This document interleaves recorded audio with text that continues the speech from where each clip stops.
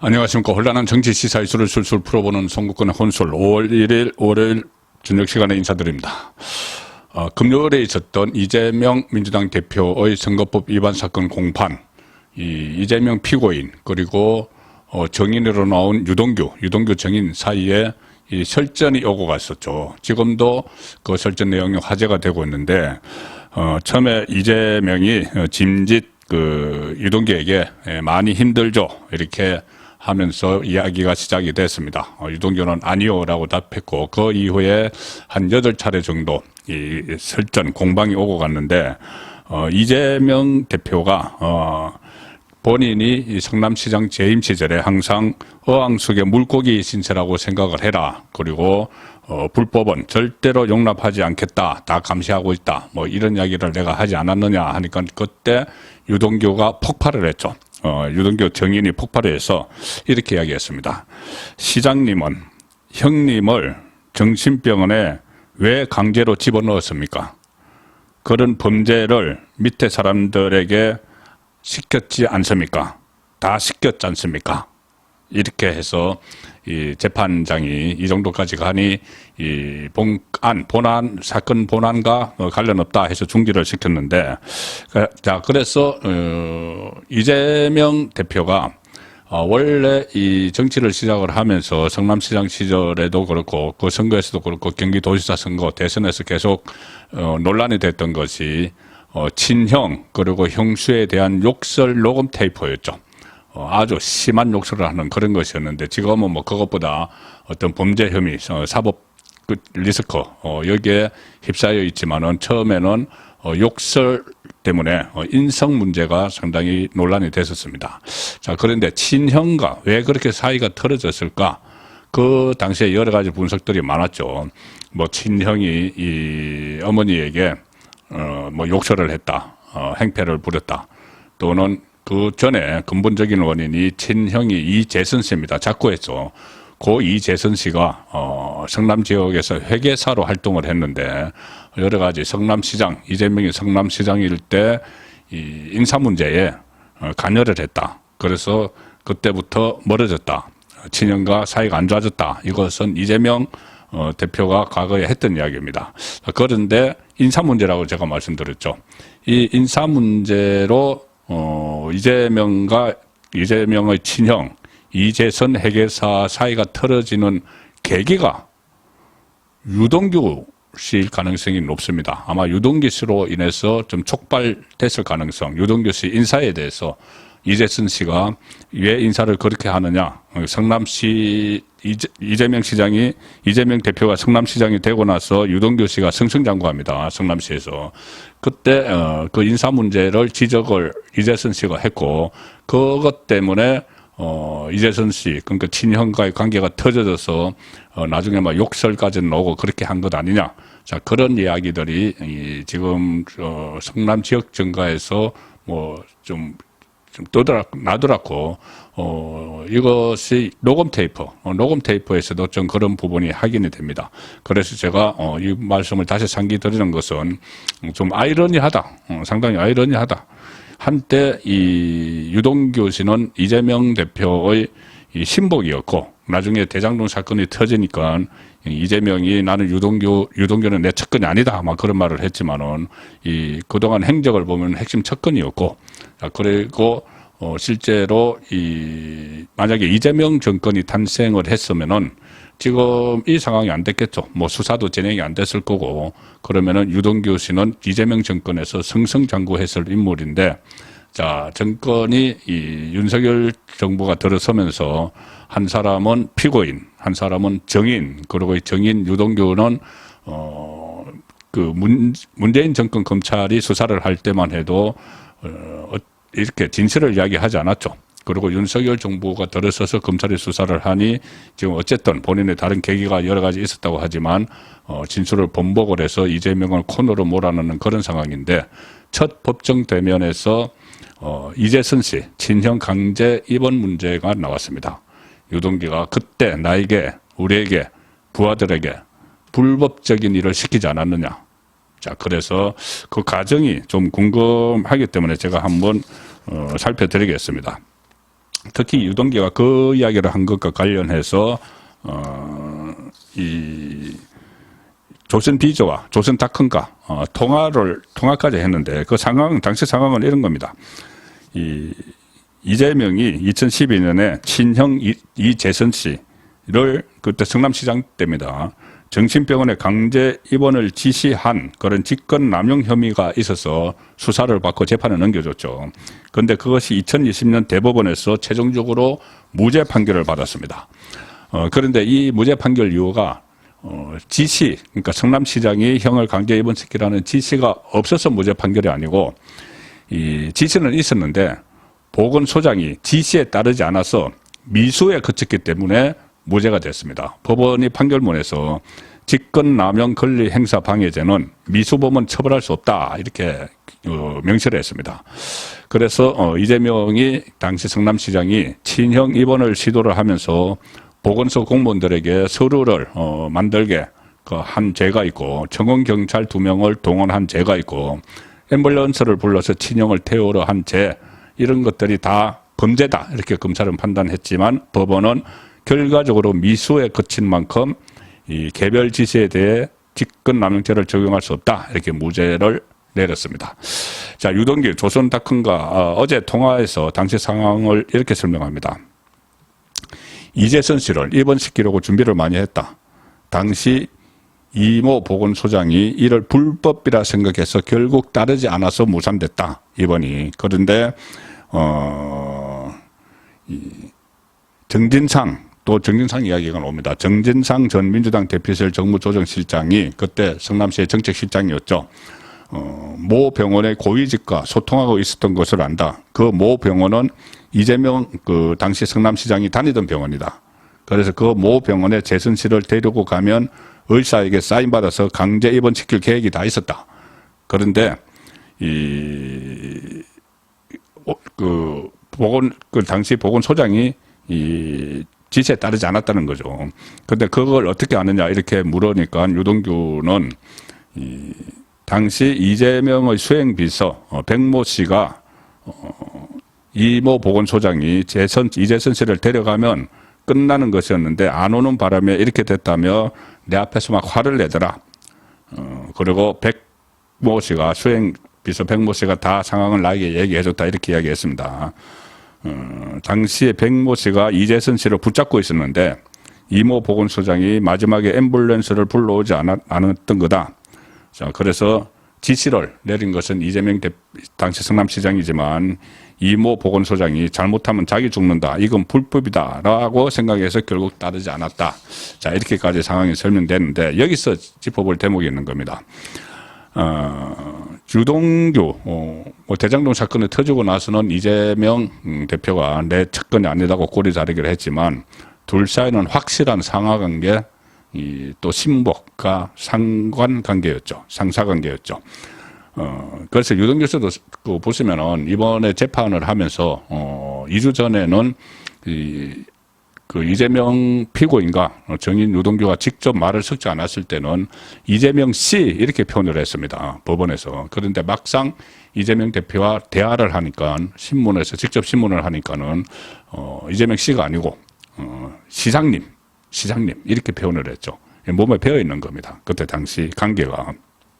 자, 그래서 이 당시 선거 때 대선 때도 그렇고 선거 때 여러 개의 이재명 후보, 당시 이재명 후보가 성남시장 시절에 통화했던 녹음이 막 공개가 됐죠.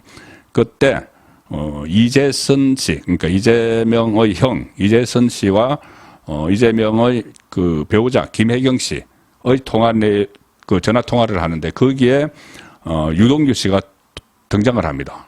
유동규가 그때 등장을 합니다. 이 녹취록에 따르면은 이재선 씨 그리고 김혜경 씨가 2012년 6월 5일에 10분가량 통화를 했는데 이재선 통화 시 이렇게 이야기합니다. 그 자신이 그 동생이 시장으로 있는 성남시청에 인사 압력을 행사한다는 이재명 시장 쪽 주장에 대해서 여러 가지 억울함을 토로를 합니다. 그 부인 김혜경에게 내가 당신 그 남편이 성남시장인데 내가 거기에 대해서 성남시청에 인사압력을 막 행사한다고 거기서 이재명 시장 주변에서 나를 막 모함하는데 억울하다 그런 것을 토로를 합니다. 그러면서 이 당시 부적절한 사람들이 자리를 잡고 있었는데 어떻게 그에 대해서 문제 제기를 하는 것이 내가 인사 압력을 넣는 것이냐 이런 취지로 김혜경 씨에게 막 하소연을 하죠. 하소연을 하면서 이 상황에서 공교롭게도 해당 통화에서 대장동 개발 특혜 의혹 설계자로 불렸던 유동규 당시 성남도시개발공사 본부장이 등장을 합니다. 이재선 씨는 이렇게 이야기합니다. 김혜경 씨에게. 아니 이재명 시장이 이 파크 부여를 반대했는데 뭐하러 대장동 개발 사업을 하느냐. 자 이렇게 지적을 합니다. 지금 대장동 개발 사업 엄청난 특혜를 몰아준 그 사업이라서 이재명이 콜로에 몰려있죠. 그런데 친형인 이재선 씨가 그 사업을 시작할 때 벌써 여기에 대해서 문제를 제기를 하는 겁니다. 이 파크 부여를 반대했다는 말은 뭐냐면은 그 이재명 그 대표가 변호사 시절에 성남 시민 모임 집행위원장을 하면서 분당 파크뷰 아파트 용도 변경 및 특혜 분양 의혹을 제기를 했었습니다. 그렇게 제기를 했던 사람이 성남시장이 되고 나서 대장동 사업을 그렇게 설계를 해서 벌린 것이죠. 용도 변경 뭐 이런 거 다 이런 사건을 이용을 해서 자 그래서 왜 그렇게 파크뷰를 반대했던 사람이 대장동을 하느냐. 그 이재명 시장이 이렇게 이야기를 하고 나서 어떤 이야기가 나오냐면은 이 유동규 당시 본부장이 이재명 시장을 채척거리라는 것을 암시를 하는 발언을 합니다. 유동규 뭐 하던 사람이냐. 한양대 음대 나와서 건축사무소 삐끼 하다가 분당에 세계에 있는 리모델링 하다가 왔다. 이재명이 옆에는 전부 이런 사람만 있어요. 협박하고 이런 말이 있습니다. 이 녹음된 겁니다. 이재선 씨와 김혜경 씨 통화에서 협박을 했다. 그러면은 본인이 협박을 유동규 씨에게 협박을 받았다는 말이 될 수도 있는 거죠. 실제로 어떤 협박인지는 확실하지 않지만 그리고 실제로 유동규 씨는 한양대 음대 출신이고 정자동 아파트 2009년에 이재명이 성남시장이 되기 전에 2009년에 정자동 아파트 리모델링 추진위원회 조합장을 맡았기 때문에 왜 그런 사람을 이렇게 해서 데려와서 대장동 사업을 하느냐. 자, 그래서 인사 문제를 이야기를 한 거죠. 그리고 이런 말도 합니다. 이재선 씨가 내가 문자 보니까 이재명 당시 시장이 유동규 엄청 사랑합디다. 이렇게까지 김혜경 씨에게 이야기합니다. 유동규 엄청 사랑합디다. 이재명이 문자를 보냈나 봅니다. 이재선 씨에게. 그 문자 보니까는 엄청 사랑합디다. 그러니까 총애를 하고 있었다는 이야기죠. 자, 그런데 그 훗날에 이재명 지금 대표는 뭐라고 했냐면은 형과 친형과 왜 그렇게 불화가 일어났느냐 이런 물음에 대해서 다들 이해하죠. 형제끼리 그렇게 쌍욕을 주고받는 사이가 됐으니까는 이재명 해명은 이거였습니다. 형이 성남시의 인사 문제까지 개입하려 들었다 이렇게 설명을 했습니다. 그러니 이 녹취록을 기준으로 보면은 인사 문제의 당사자가 바로 유동규 씨였던 거죠. 유동규 씨. 그리고 또 다른 녹취록에 따르면은 이재명 당시 성남시장과 형 이재선 씨가 통화한 내용에서도 이 유동규 씨 이야기가 나옵니다. 이재선 씨는 숙명여대 음대를 졸업한 김혜경 씨를 거론을 하면서 그래서 유동규가 음대 나왔는데 뽑았나 이렇게 하니까 이재명은 그건 또 어떻게 알았어 이렇게 이야기합니다. 그리고 이재선 씨가 내가 모르는 게 뭐 있나 너에 대해서 이렇게 대답을 했고 이재명은 다시 아니 뭐 음대 때문에 뽑은 거 어떻게 알았어 이렇게까지 지금 반문을 합니다. 자 그래서 이렇게 그 인사 문제로 이재선 씨가 성남시청의 인사 문제로 지적을 자꾸 해서 그때부터 사이가 나빠졌다. 성남시장이던 동생과 그렇게 됐는데 실제로 이 리모델링 사업을 하던 유동기 씨는 이재명 성남시장이 되고 나서 승승장구를 하죠. 성남시장에 처음 당선된 2017년 지방선거 직후에 유동규 씨는 성남시설관리공단, 지금 성남도시개발공사입니다. 거기에 기획본부장에 임명이 됩니다. 바로 기획본부장이 임명이 됩니다.